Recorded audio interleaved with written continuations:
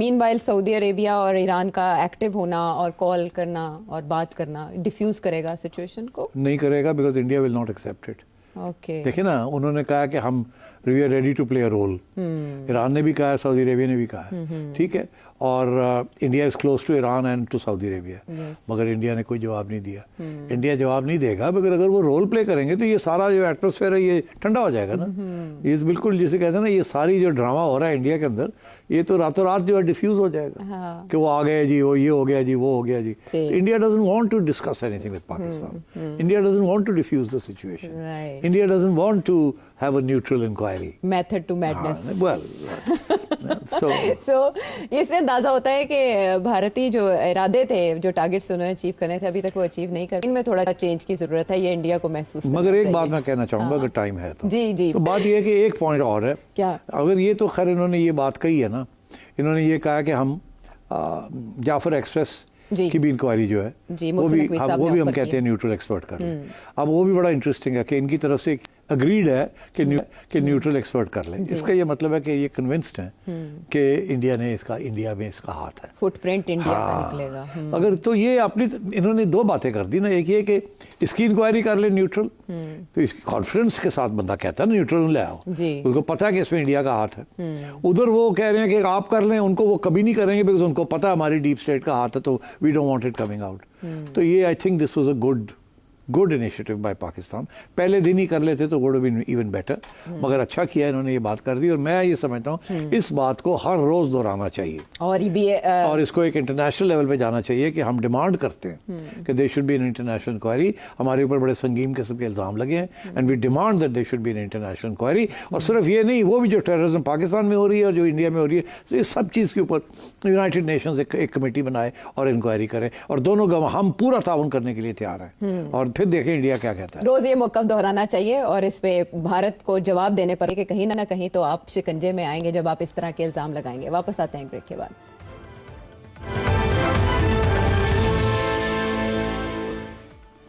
شو میں ساتھ دینے کا شکریہ. میرا خیال ہے سوال و جواب کا سیشن کر لیا جائے، کیونکہ کافی بے چین ہے پاکستانی عوام اور بہت سے پہلو وہ اس کانفلکٹ کے جاننا چاہتے ہیں کہ آخر یہ ختم کب ہوگا اور یہ شروع کب ہوا. کراچی سے عبد Wali Khan. Pahalgam false flag operation کے حوالے سے جو آپ کے دو شوز ہوئے تھے، دونوں میں نے دیکھے. آپ نے تمام پہلوؤں پہ تقریباً اچھے سے روشنی ڈالی ہے. تاریخ کا طالب علم ہونے کے ناطے میں آپ سے یہ پوچھنا چاہتا ہوں کہ پاکستان اور بھارت کے مابین تلخی جو ہے یہ کالونیل لیگیسی کا بوجھ ہے جسے وہ اتارنے میں ناکام ہو چکے ہیں، یا پھر یہ تقسیم مغل ایرا کے اقدامات ہیں جسے پاٹنا تقریباً ناممکن ہو چکا ہے؟ تو برائے کرم تفصیلی روشنی ڈالیے تاکہ تمام پہلوؤں سے آگاہی ہو سکے. جی مہربانی. تاریخ کا سوال ہے، میں مختصر بات کرتا ہوں کیونکہ یہ تو اس میں تو بہت سیریس ایکیڈیمک ورک بھی کیا گیا ہے آن آل سائڈز آف دس ایشو. دیکھیے، ہندو مسلم کلیشز تو مغلوں کے دور میں بھی تھے، کمیونلزم انڈیا میں ہمیشہ تھی، مگر یہ برطانیہ جب راج کر رہا تھا یہاں ہندوستان میں تو سب کو پتا کہ ان کی ڈیوائڈ اینڈ رول پالیسی تھی in order to consolidate power. تو وہ ڈیوائڈ اینڈ رول پالیسی کے اندر کمیونلزم کو شے ملی اور ہندو مسلم from time to time rioting بھی ہوتی رہی. سو یہ مغلوں کے دور سے لے کے آج تک کمیونلزم رہی ہے، مگر اکبر کے دور میں یہ کم تھی اور اورنگزیب کے دور میں یہ زیادہ تھی. اور وہ آپ کو پتہ ہی ہے، اور اکبر کو کیوں پسند کیا جاتا ہے، بیکاز وہ کہتے تھے کہ ہر مذہب جو ہے ان کے لیے ایکولی پیارا ہے، اور اورنگزیب جو تھے وہ اسلام پسند تھے. تو اس لیے انڈیا میں اورنگزیب کے خلاف کافی محاذ ہے. آج کل بھی آپ دیکھ رہے ہیں وہ کس قسم کی باتیں ہوتی ہیں وہاں. مگر اس سے زیادہ پارٹیشن کے بعد جو کمیونل رائٹنگ ہوئی وہ بھی بڑی، اس کی بھی بہت اہم رول ہے ان دس ہندو مسلم ایشو. اگر تو پارٹیشن وائلنس کے بغیر ہو جاتی تو شاید یہ نہ ایسی یہ ابھرتی نہ، مگر کیونکہ پھر بڑی سیریس قسم کی رائٹنگ ہوئی اور مائیگریشنز ہوئیں اور بلڈ شیڈ ہوا، تو وہ بھی ایک ہسٹوریکل میموری میں وہ بات بھی چلی گئی آن بوتھ سائڈس. جو لوگ چھوڑ کے یہاں آئے اینٹی انڈیا، اور جو لوگ رہ گئے وہاں، جو ہندو رہ گئے وہ ہو migrated from Pakistan to India, ان کی بھی بڑی خوفناک قسم کی میموریز تھی. So on both sides partition was a very bloody encounter.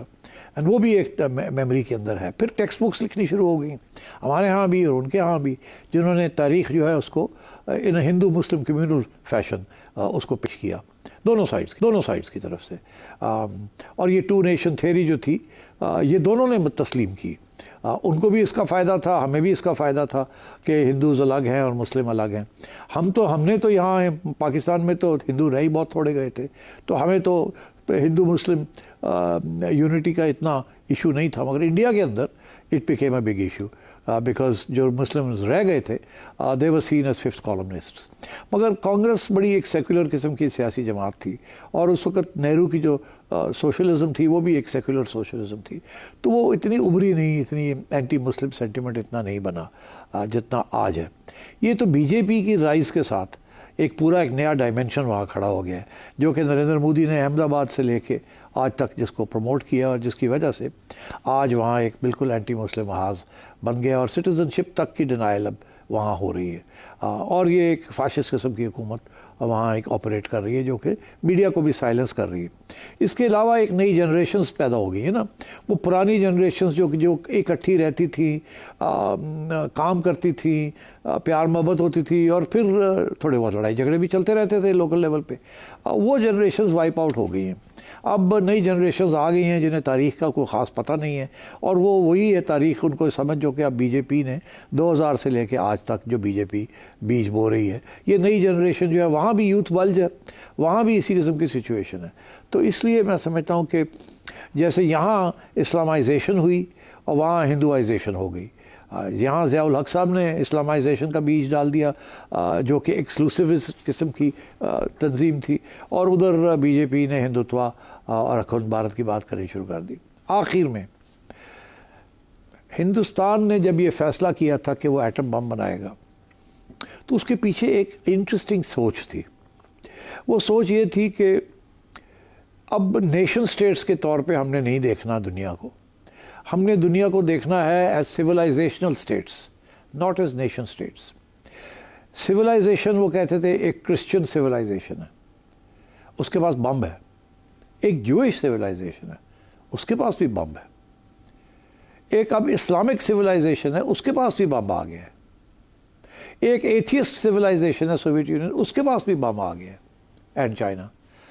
तो वहाँ एक ख्वाहिश पैदा हुई, एक सियासी शऊर पैदा हुआ कि इंडिया भी एक सिविलाइजेशन है और India as a civilisational state उसके पास भी बम होना चाहिए। तो इसलिए उन्होंने फिर 74 में यकीन मेरा ख्याल है कि उन्होंने ये smiling Buddha atom bomb test किया, जिसकी बाद फिर जब ज़ियाउल हक साहब आए तो उन्होंने सोचा कि अब अगर ऐसी बात है तो फिर इस्लामिक सिविलाइजेशन भी एक है।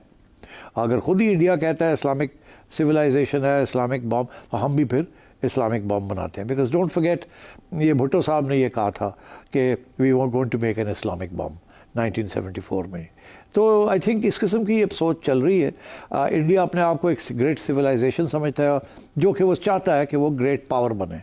वो ग्रेट सिविलाइजेशन इसलिए नहीं बन पा रही है बिकॉज अभी भी वहाँ बहुत बड़ी एक मुस्लिम मेजॉरिटी है और and then the whole caste system ये कंड्यूसिव नहीं है to great civilisation. And similarly reason के अंदर वो ग्रेट पावर नहीं बन पा रहा। तो इस किस्म की फ्रस्ट्रेशन है उनकी कि अभी तक वो एक्नॉलेज नहीं किया जा रहा उनको, और पाकिस्तान यहाँ बैठा हुआ है और पाकिस्तान जो है वो उनको ग्रेट पावर या ग्रेट सिविलाइजेशन बनने नहीं दे रहा, बिकॉज उसके लिए वो उनको ज़रूरत है पाकिस्तान को डोमिनेट करने की। तो ये इस किस्म की सिचुएशन है। I think the British played a very important role, मगर उसके बाद जिस तरीके से सियासत चली या जिस तरीके से पार्टीशन हुई या जिस तरीके से India finally broke up into Pakistan and India and so on, उसमें भी एज़ यू नो अंग्रेज़ों का बहुत इंपॉर्टेंट रोल था। जिस तरीके ने उन्होंने ये डिवीज़न की आर्बिट्ररी किस्म की डिवीज़न की, आखिर तक हमें पता है इस बात का कि कायदे आज़म मोहम्मद अली जिन्ना लड़ते रहे कि यूनाइटेड इंडिया के अंदर पाकिस्तान मुसलमानों को ऑटोनॉमी मिल जाए, मैक्सिमम ऑटोनॉमी मिल जाए और उनकी सीट्स उनको अकॉर्डिंगली मिले। मगर नेहरू साहब ने और पटेल साहब ने जो उनके उस वक्त लीडर्स थे वो बात मानने से इनकार कर दिया। नेहरू को यही था कि जाना तो जाओ, फिर असी कम अज़ come will be able to build a strong secular state. और जाते जाते मैं एक बात कह दूँ, ये शायद बहुत से लोग मेरे से इत्तेफाक ना करें, मगर मैं सिर्फ ये चाहूँगा कि मुझे गाली देने से पहले जाके चेक कर लीजिए फैक्ट्स। اسلام کبھی بھی ہندوستان میں خطرے میں نہیں تھا اس وقت جب پاکستان کا ڈیمانڈ بنا. مسلمانوں کی اکنامک رائٹس اور پولیٹیکل رائٹس خطرے میں تھی. انہیں کسی نے نہیں روکا تھا from practising Islam. Islam was never in danger. Muslims were in danger as a community with political and economic rights. That is why Pakistan was created. اس لیے قائد اعظم محمد علی جناح نے اسلام کا نام تو لیا, but what he meant was Muslims of India. And so therefore Pakistan, میرا یہ موقف ہے, was never meant to be a theocratic state. ہمارا بھی یہی خیال تھا کہ ہم ایک لبرل سیکولر اسٹیٹ بنیں گے where all minorities would be protected. And مگر ضیاء الحق صاحب نے آ کے سب چیز کو تبدیل کر دیا, اور وہ ہم آج وہ بھگت رہے ہیں, اور انڈیا میں بی جے پی نے آ کے سارا کچھ تبدیل کر دیا, اب وہ بھگتیں گے اس چیز کو. اسی لیے یہ پرابلمز اب زیادہ بڑھ گئے ہیں. اسی لیے آرٹیکلز بھی لکھے جاتے ہیں کہ نریندر مودی جی بھارت کا ضیاء الحق بننے جا رہے ہیں, یہ ان کو ٹارگٹ کیا جاتا ہے. مزید سوالات شامل کریں گے ایک بریک کے بعد. ویلکم بیک ٹو دا شو. رب چودھری ارشد فیصل آباد سے. 2019 میں 370A کو ختم کر کے کشمیر کو ہڑپ کرنے کے بعد ایسا لگتا تھا کہ یہ مسئلہ اب بروٹ فورس کے ذریعے حل ہو چکا ہے. کیا آپ کو نہیں لگتا کہ پہلگام ڈرامے کی وجہ سے کشمیر کا ایشو پھر سے بین الاقوامی شاہ سرخیوں میں آ چکا ہے؟ کیا یہ ڈرامہ مودی کے لیے ڈبل ایج سورڈ ثابت نہیں ہونے جا رہا ہے؟ جی مہربانی, بڑا اچھا سوال ہے. ڈبل ایج سورڈ, دیکھیے میرا تو یہ موقف ہے کہ انڈیا ڈیپ اسٹیٹ نے اس کو مینیپولیٹ کر کے کروایا ہے, اور اس کا مقصد یہی تھا کہ امریکہ کو پاکستان کے خلاف کرنا اور انڈیا کو اسٹرینتھن کرنا. مگر ابھی تک تو وہ بیک فائر کر گیا, ابھی تک تو وہ بات نہیں بن رہی. کوئی فرق نہیں پڑتا انڈیا کی عوام جو ہے وہ کیا سوچتی ہے. وہ انڈین عوام کا کوئی اہمیت نہیں ہے ان دی انٹرنیشنل ارینا. اگر انٹرنیشنل کمیونٹی ان کو سپورٹ نہیں کرتی تو دے میننگ لیس. وہ خود ہی اپنے گھر میں شور ڈالے ہوئے, ڈزنٹ میٹر.